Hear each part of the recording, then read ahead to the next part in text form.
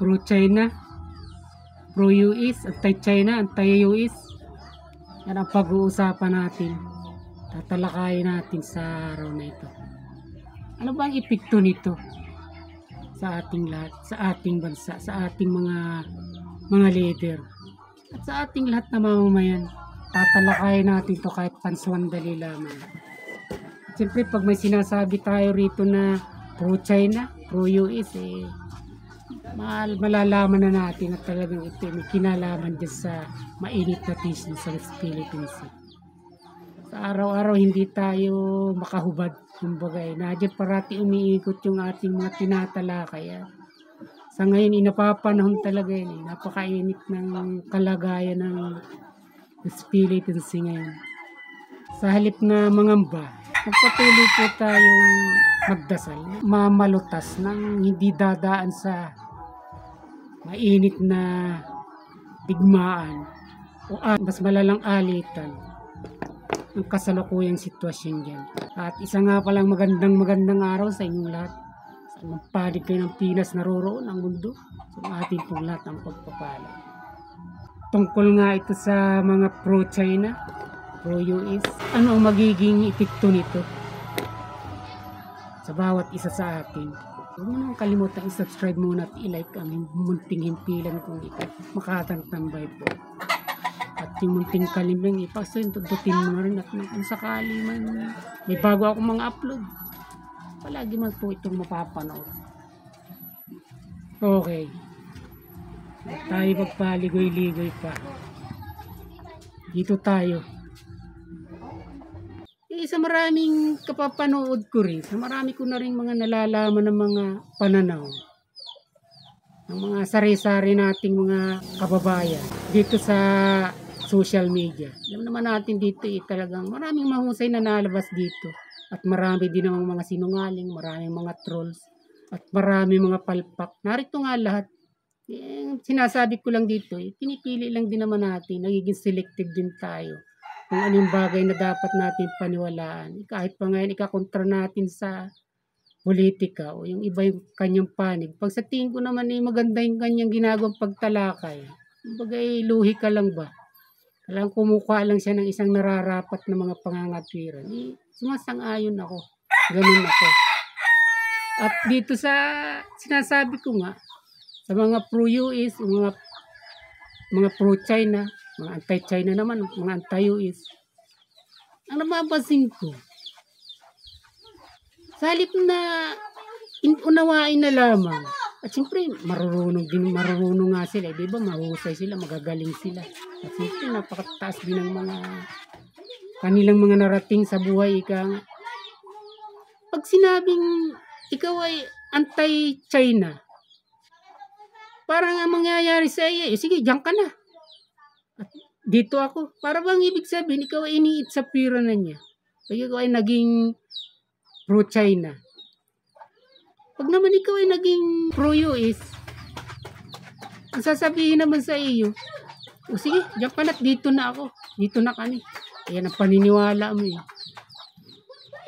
Ang punto ko, bakit sa ganitong mga bagay ay binibigyan pa natin ito ng napakalaking mga isip, at tila ginagawa natin isang malaking problema pa.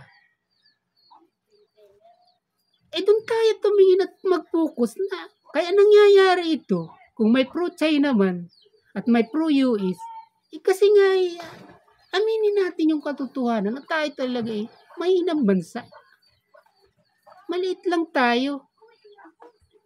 At kung meron man tayong nakikitang ganito, hindi natin masisi yun. Dahil kung ang isang tao na may pagkakataon para magpatuwad nga ng pulisiya, maghahagilap ka talaga kung saan sa tingin makikinabang yung bansa mo. Unang mga mamamayan mo. Katulad na lang ni Duterte. Ang katotohanan lang naman, kung walang politika, ang ginawa naman ni Duterte, isang pulisiya sa kapakinabangan ng Pilipinas at ng mga mamamayan nito. Diba? Dahil wala pa naman siya, hindi pa siya nakaupo. Mainit ng tisyon yun sa Philippines.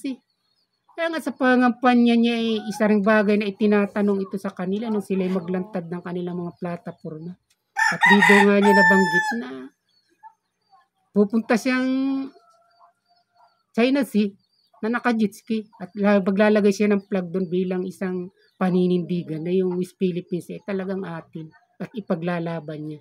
So, hindi ba marami bumatiko siya sa kanya rito.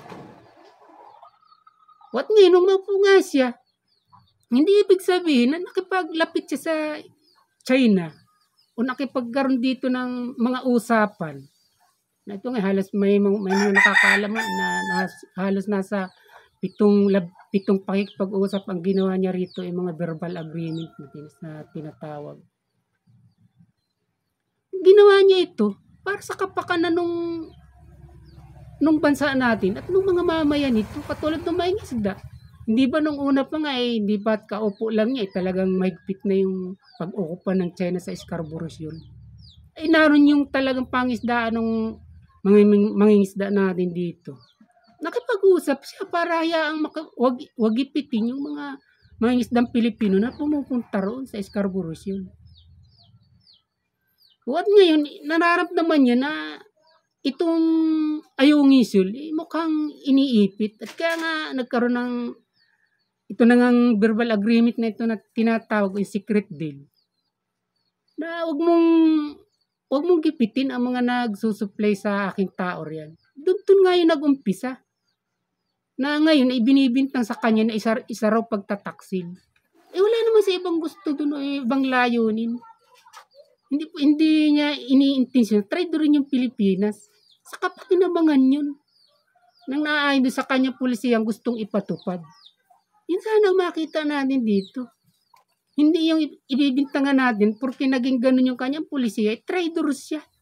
Pinagbibili na niya. O nung muli Scarborough Shoal, ayaw naman nilang magsalita kung sino ang nagbinta nun, kung sino ang traitor dun, hindi naman si Duterte ang Pangulo nun. Yun ang sinasabi ko. O tapos, sa kabilang bahagi naman, pag ikaw naman tinatawag na pro-US, ito naman kabila, mga pro-China, yun naman ang bubumba sa iyo. Titirahin naman yung pro-US.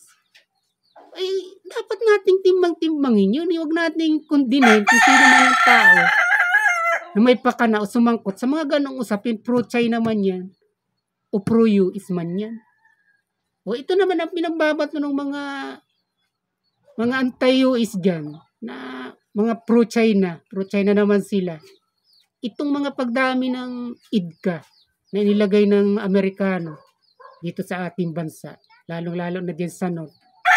Yan naman ang pinupunto ng mga pro-China. Na sabi nga, dinadala tayo sa away o sa gira ng mga Amerikano. O sa isang banda, tingnan din natin kung ano naman yung layunin ni Marcos doon kaya niya ginagawa ito. Ganun nga, katulad sa sabi ko kanina, may makanya-kanya nga sila na gustong mangyari pero hindi yun lumalarawan na isang pagtataksil ng bawat isa sa kanila. Kung sino man yung Pangulo na nauupo sa ganoong panahon. Katulad ni Marcos, kung sa tingin niya, sa pulisya niya yun ang magiging akma ng kanyang pamamalakad sa kasalukuyan sa ating bansa, ay yun ang ipapatupad niya. Huwag natin kundinay na sasabihin natin pro-US si Marcos at dadalhin tayo sa gira. Ganun ang ibig kong sabihin, iisa naman tayo. Maging tumawa man si Marcos sa layunin niya, tayo naman lahat ang may kinabang, hindi naman pwedeng, sumablay man siya, tayo rin naman ang sasahod ng pagsablay niya. Ganun lang yun. Kaya ibig kong sabihin, huwag nating pag-apuyan lalo. Huwag nating gawa ng problema, isang bagay na talagang natuloy na ginagawa ng isang Pangulo na nauupo, na inihahalal natin. Hindi, sa bawat galaw natin, sa bawat kibo natin, lagi nilalahukan natin ang pagkakampi-kampi ng politika. Nang halos na nga, halos babuyin na nga natin yung iba. Nakapwa din naman natin mga Pilipino. Kaya ako nagiging seryoso, nagiging tapat sa ganitong mga pangungusap. Itong totoo DDS ako. Para ipakita lang din na Hindi talaga tayo magkakaaway, hindi tayo magkakalaban dito. Katulad nga sinasabi na ating Defense Secretary na si Gibo Teodoro, ang kalaban natin dito, China. Hindi yung mga tao na pinagbibintangan natin o inaakusahan natin na traitor sa bayan at taksil at mga makapili.